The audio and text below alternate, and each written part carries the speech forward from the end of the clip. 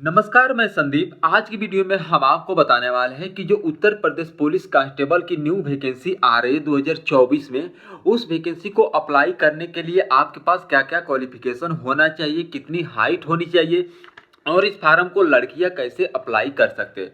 तो चलिए इस वीडियो के माध्यम से मैं आपको पूरी जानकारी डिटेल में बताऊंगा, तो आप लोग वीडियो के साथ लास्ट तक जुड़े रहिएगा। और दोस्तों, आप लोग से एक छोटी सी रिक्वेस्ट भी है कि अभी तक मेरे चैनल पे जितने लोग नए जुड़ रहे हैं, मेरे चैनल को सब्सक्राइब कर ले और बगल में बेल आइकन की घंटी होगी उसे भी आप लोग प्रेस कर ले, ताकि डिफेंस से रिलेटेड जो भी नया नोटिफिकेशन आएगा, अगर आप इस चैनल के माध्यम से जुड़े रहेंगे तो ये नोटिफिकेशन आपके पास सबसे पहले पहुंचेगा। तो दोस्तों, मैं वीडियो को प्रारंभ करता हूँ। दोस्तों, 8 दिसंबर 2023 के दिन में उत्तर प्रदेश पुलिस से रिलेटेड एक नोटिफिकेशन जारी किया गया है।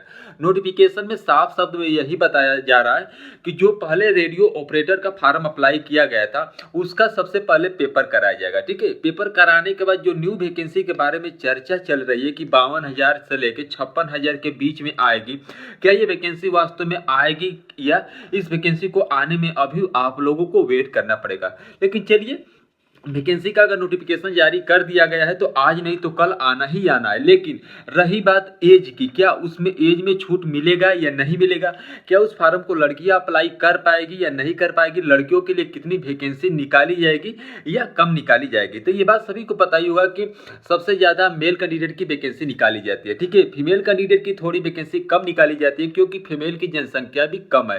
लेकिन मैं प्रेजेंट टाइम की मैं बात करूँ तो लड़कियां भी लड़के से अब कम नहीं रह गई है।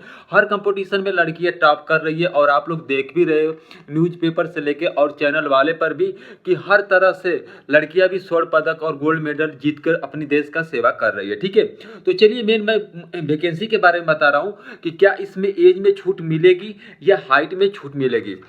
तो दोस्तों, इसमें एज में एसटी, एससी और ओबीसी कैटेगरी वालों के लिए तो छूट मिलना ही तय है, लेकिन यहाँ पे जनरल वालों के भी लिए इस बार छूट मिलने का सुनहरा मौका मिल रहा है। ठीक है, यानी कि जो कैंडिडेट अगर 18 से 23 ईयर का भी हो गया है, अगर वो जनरल कैटेगरी से बिलोंग कर रहा है, तो उनको भी यहाँ पे 2 ईयर का छूट मिलेगा। ठीक है, लेकिन रही बात ओबीसी की, तो ओबीसी की यहाँ पे 3 से लेकर 5 ईयर के बीच में छूट मिलेगा और एसटी, एससी वालों को भी यहाँ पे 3 से लेकर 5 ईयर के बीच में ही वहाँ पे छूट मिलेगा।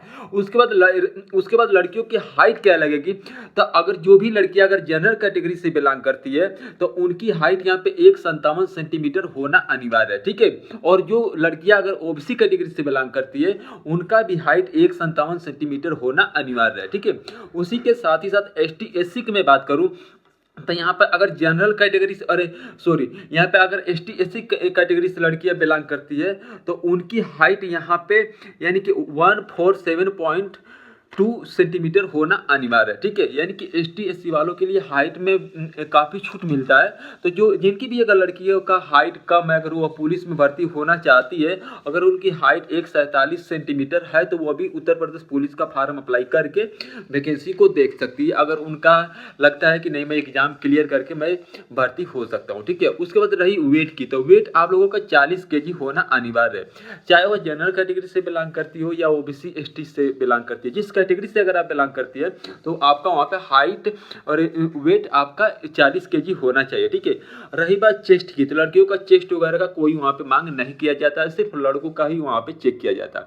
तो जो लड़कों का चेस्ट लगता है वह 80 से 85 लगेगा, लेकिन लड़कियों का चेस्ट की जगह पे वेट कर दिया गया है। ठीक है, तो दोस्तों, इस वीडियो के माध्यम से मैं जो भी आप सभी को बताया हूँ, अगर वीडियो आप सभी को अच्छी लगी तो चैनल को सब्सक्राइब करिएगा, बगल में बेल आइकन की घंटी होगी उसे भी आप लोग प्रेस करिएगा।